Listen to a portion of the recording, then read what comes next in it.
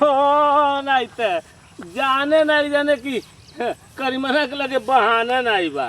जा सोह तारा ना हम का करब जब बियाह शादी भइबे नहीं कही बियाह शादी भइबो कही तो मेहरारू आइल तो चिन्हबे नहीं करी तो हम शराब नहीं पियब तो का पियब। अब बैठ के पियब आ एक जने गईले सोहे तो सोहे जवन मन करे तवन करे उसे।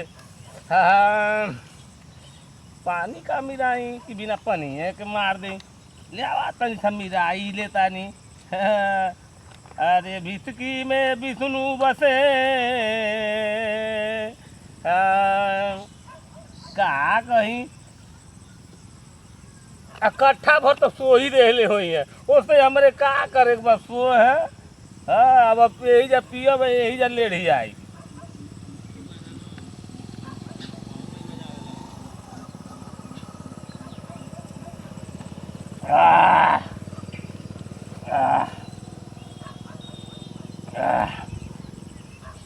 समोसा देखो भाई गरमा नहीं बात चलिए देख इस तरह कहाँ बा सवेरे में के ही निकलल बा। समोसा गरमा नहीं बात हम खेते में सोहा तारी आ तुआ के जे दारू पियत रो।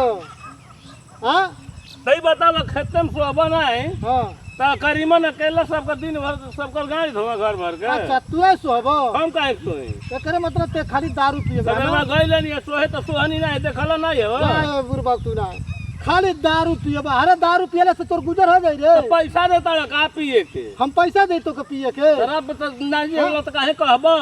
कमाइबा 25 रुपया आ खइबा 50 रुपया। काहे नहीं खाए 50 रुपया। हाँ ते तर दारू पियबे हां दारू पियबे ते पैसा रहल तो पी लेनी है। हाँ तू हर ये खाली एगो मालिक दूगो गधा पोसले रहे एगो मालिक गधा पोसले रहे दूगो गधा पोसले रहे हमर ये घर तुहार ये खा हमारे घर गधा हो रहा गुल। हम कहत न बड़ी पहले सुन ले हां कह तोर ये खान दूगो मालिक एगो मालिक रहे तो दूगो गधा पोसले रहे।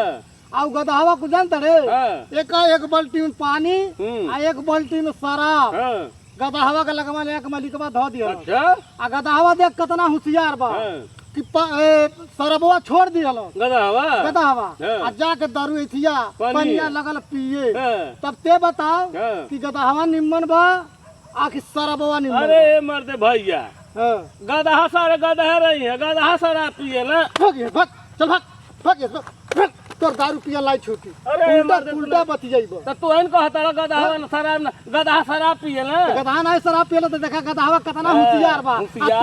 आदमी हो के कितना होशियार बा दिन भर दारू भीड़ल बा। भाग हम पियब तो भाग गधा कैले बना मर्दवा।